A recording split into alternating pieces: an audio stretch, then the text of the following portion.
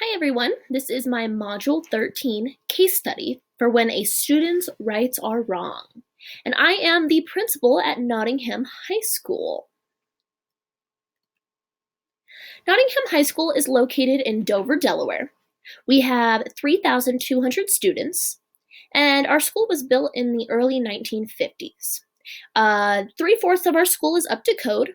We do use relocatable trailers, otherwise called modulars, for students to learn in because there are so many students at our school.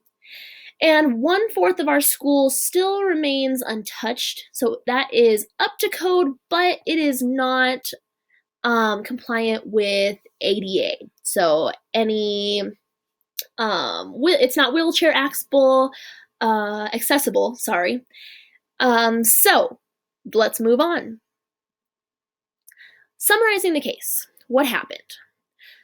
Miguel Hernandez was tackled by a defensive lineman, and this was during the quarterfinal game leading into the semifinal game of the football state championship. After he was hit by the defensive lineman, he fell to the ground and became motionless after the play.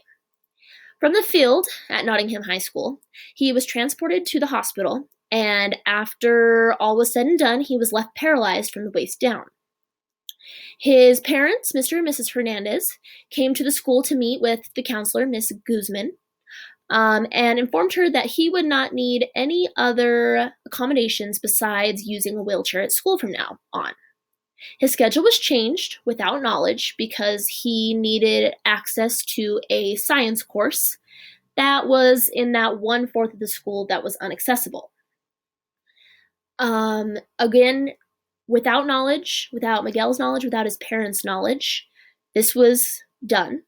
And once Miguel's parents had found out, they hired a lawyer, and the lawyer became involved because it was a violation of Section 504 of the Rehabilitation Act.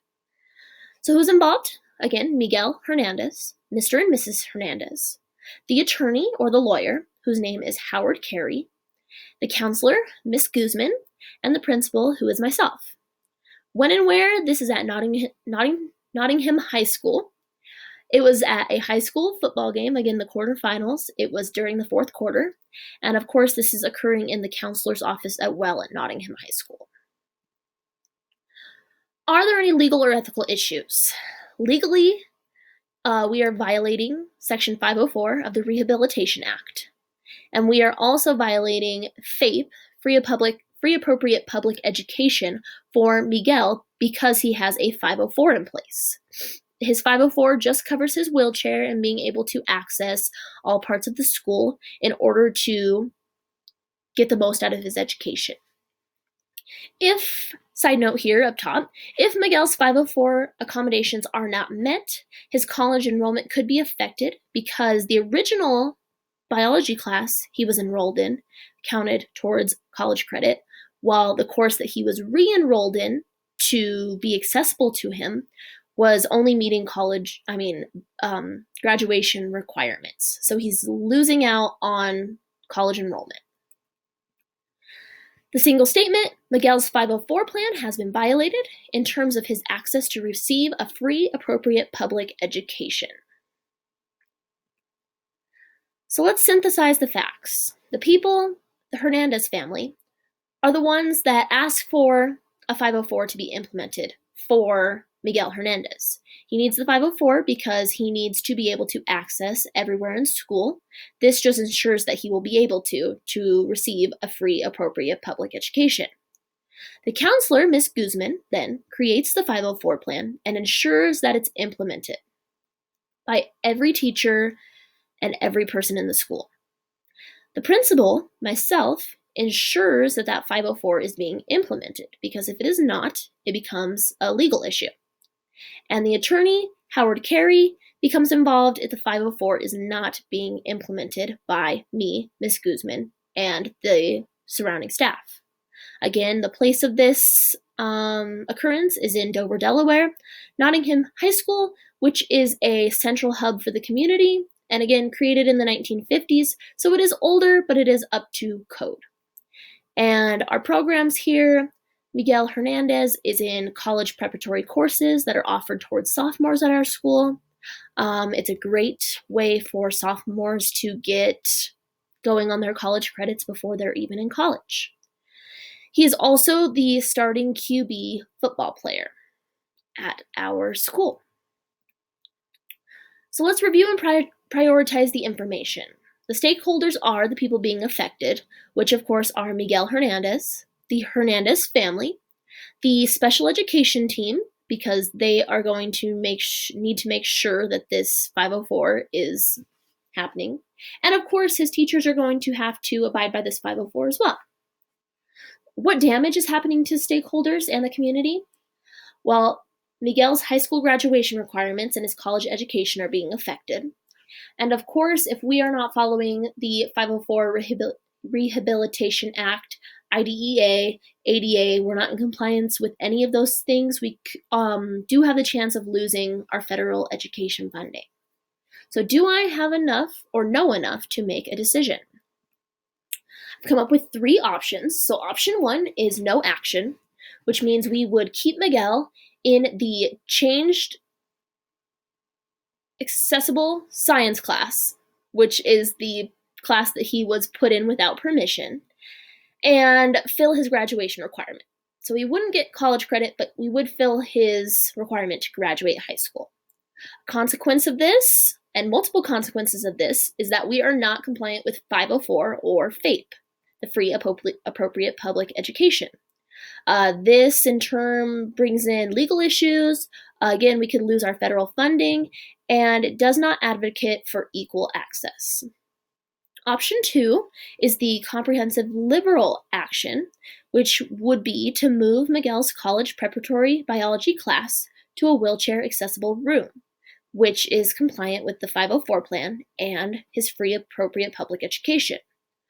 2 consequences of this is that we are going to have to ask teachers to switch classrooms in order to be ADA compliant. And not so much consequence, but we are advocating for equal access. My third option is to make the current college preparatory biology classroom compliant with ADA for wheelchairs. So people in wheelchairs will be able to locate to that portion of the school. The consequences of this are that it is costly, so it's going to cost us some money to renovate. It does take time, so by the time this project was finished, Miguel might not be a student at our school anymore. And good thing is that it is finally cultivating an inclusive school. So we are compliant with ADA, 504, compliant with all of these legal terms.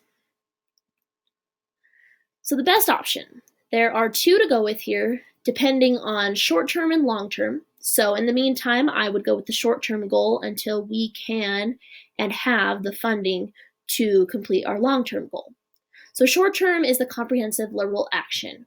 We would move Miguel's college preparatory biology class to a wheelchair-accessible classroom. So probably on the bottom floor of the school. It would be put in place immediately so that we are 504 and FAPE compliant. We would have to consult both teachers, and they would need to determine if they're going to move for just Miguel's period of the day in which he has that course, or for the remainder of the school year, or the years coming after. And the third thing here, the consequence is, if the situation occurred again, what would be done? If we didn't go with the long-term option, what would be done to ensure that we have a place for other classes if this happened to a different student?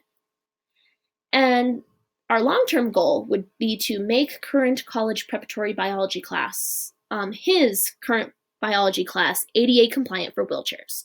So that portion of the school would be renovated to be compliant for ADA, 504s, FAPE. It would be wheelchair accessible.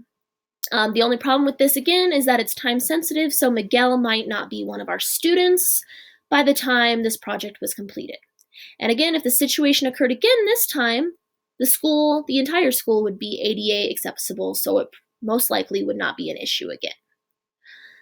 This is the end of my Module 13 case study presentation. Thank you for an informative course.